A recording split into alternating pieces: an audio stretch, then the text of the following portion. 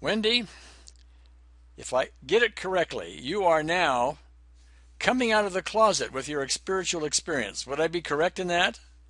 In a way, you'd be very correct, yes. Okay. But let's talk about coming out of the closet. Okay. That's a phrase you mentioned to me before we started recording here.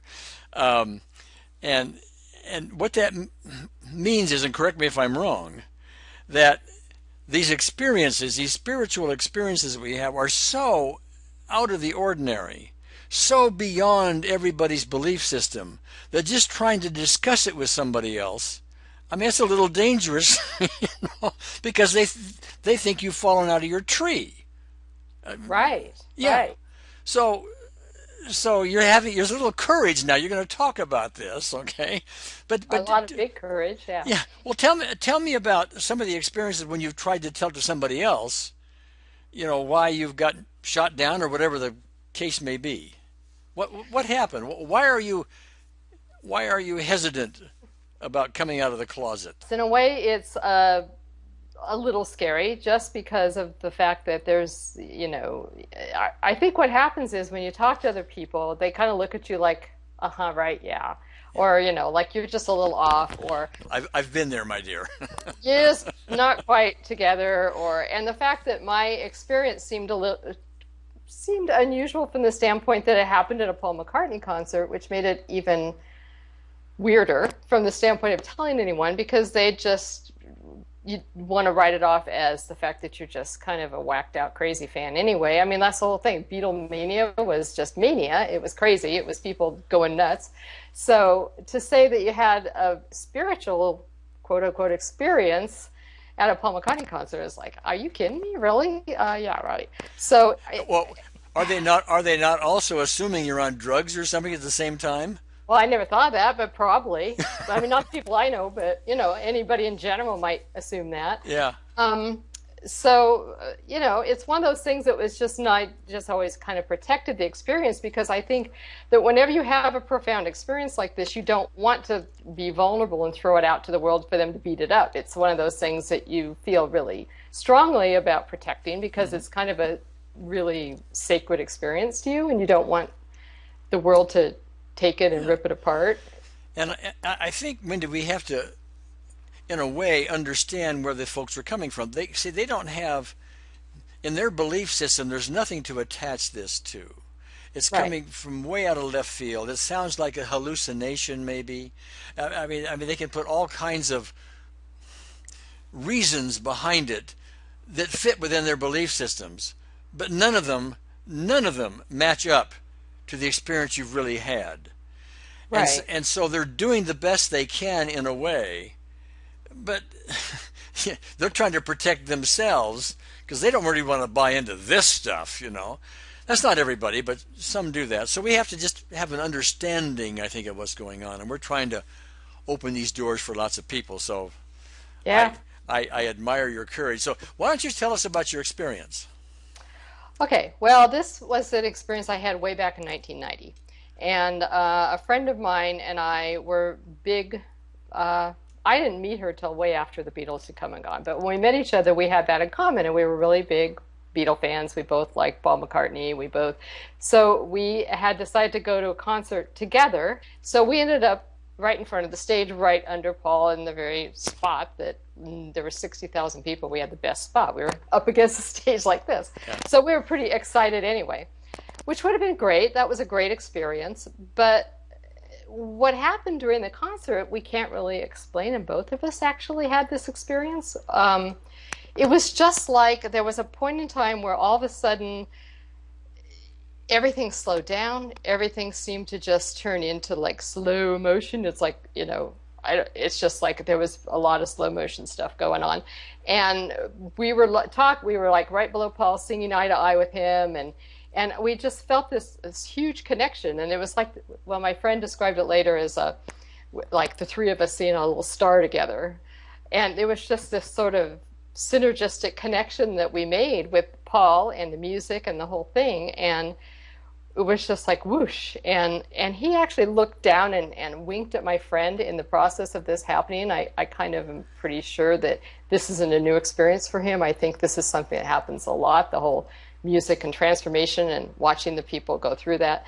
And and so we left the concert and we were like, wow, that was really great. But there was something about the whole thing that was just bigger than Paul. We knew it immediately was bigger. Mm-hmm. It was just this sense of like, wow, okay, life's changed now. Because we had that whole feeling of the connection to everything, that oneness of being connected to this bigger thing out there. And just that complete sense of unconditional love. And it, go ahead. I mean, that's it. It doesn't sound like a big deal, really, but... Well, let me get behind that if I can and understand it well. So you've got these front row seats, and there's Paul doing his thing, but what happened went beyond the normal fan thing. Oh my God, it's Paul, and all of that, You don't end up with a fan thing, at least in my experience, getting to a sense of everything is connected. There's all this oneness. There's this grander experience. That's not usually a fan thing. It's something above a fan thing. Well, and at the end, he had a little film at the beginning, and at the end of the film, there was 3 letters that just said "now" in big print before he walked out on stage. And I thought, wow, cool. Okay, so this is about now and not the old days. But after the concert, it's just like that was in my mind huge. I mean, this is long before that was such a big thing. Yeah. Long before Eckhart Tolle. And it was like, I kept saying, I know this is somehow related. Like that word is it. That's like where we were. There's something about that word. So we spent actually months just trying to figure out what had happened to us. We didn't tell anybody about it. We were just like, okay, this is weird. We got to figure out what's going on with this, because we just knew that we had changed, and we knew we were on this spiritual path, and we were reading every book we could find. And the word now became sort of a symbol for us, and we started seeing it everywhere. And then any book that had that in it, we would pull it out and read it. And it was just became all these synchronistic things started to happen. And so what is it about the word now? What it is now, I know, I didn't know at the time, is that it's really just being extremely in the moment, present. The first book I ever found was Marcia Sinitar's book, which is Do What You Love, The Money Will Follow, which really doesn't have anything to do with anything until you read the book. And really, the book is all about the whole idea of having peak experiences and spiritual experiences and being very much in the present moment for that to happen. Well, reason I even asked that is in the experience that I had. I don't remember the term now so much, but in that experience, there was no such thing as time. Exactly. There was no past. There was no future. There was only now. Oh. Very hard to describe to somebody what now means, because we're so ingrained in the past. We're so ingrained in time being this linear thing that goes on and on and on. It's such a strange concept to just, like, in a way, freeze time. But in another way, in that experience, time just does not exist. It's like it's made up or manufactured in this current state that we're in now, the state, I call it, within our senses, Right. Give me your thoughts on that. You're totally right. And I've spent years reading all kinds of stuff. I mean, every kind of spiritual, book out there, and all these different philosophies, and it shows up in almost all of them, the whole experience of timelessness and being in the moment and present, and that sense of time just disappearing. Okay. Let me explore something further with you. Okay. In my experience, this is talking about mine now, but I want to compare it with yours. Okay. In my experience, that was so real to me. It was more real than this experience we're having here, even though this experience here is convincingly real. Our senses really show us that this is, reality, etc. But that experience was vastly, to me, even more real. Would you agree with that? Same reality, different reality? How did it work out for you? It's really hard in hindsight, but because of everything I've written since then, and I wrote that little Bluebird song, which was a metaphor story about going to another world, which is more real than the one you're in. And then, of course, I've had a lot of Course in Miracles training since then, so um, where I really realized what that means. But it was like very surreal, but that was really what was real. You know what I mean? Yeah.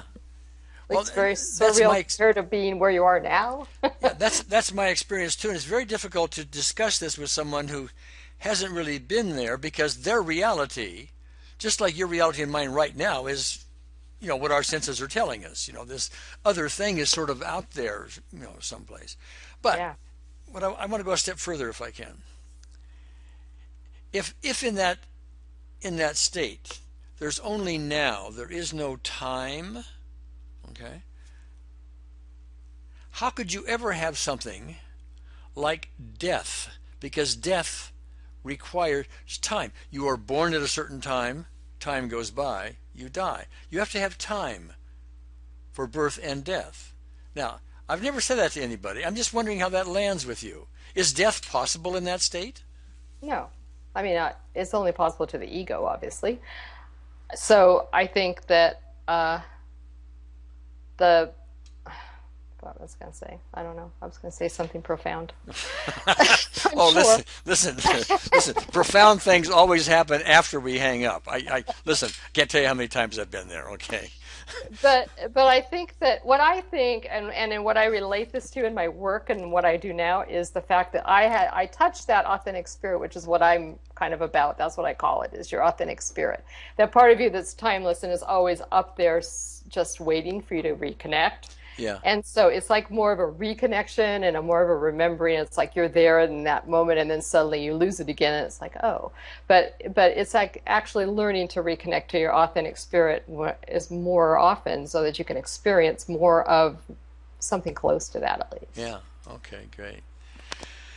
Wendy, anything more you'd like to add? No, but it's exciting that you're doing this work because I think that there's just people out there that need to hear it, that want to hear it, that can relate to it. And I've never figured out how to do that. I mean, when I had this experience way before the internet ever happened, I actually wrote a thing, a little ad in one of those newspapers going, anyone who's ever had an experience of transformation through music, please write me. And no one ever answered me. But now the way that we are with the opportunities to talk through internet and stuff, I just think that it's really great to see you doing the kind of work that you're trying to explore wherever that's going. I just think it's exciting. Well, it's exciting to me too.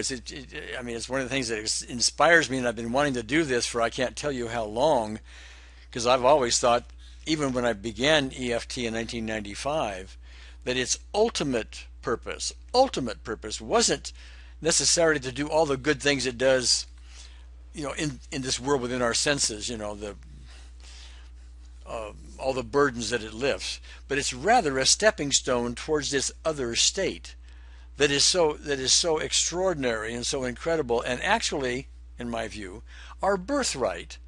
And we have to clear the debris away to get there. Now, sometimes we get there like Correct. that, briefly, like you and I have. But I want to clear that debris away so we get there more often and deeper, and more people get it, and we'll have a much better world if we do that.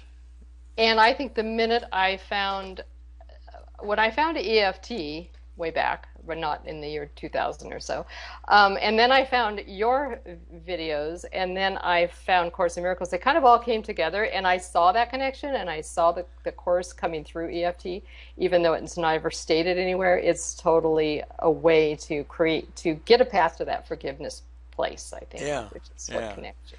So that's pretty cool. We have a fascinating path in front of us, and thank you for your contribution to that. So Thank you. my Thank you for calling me. my gratitude. Bye. Bye.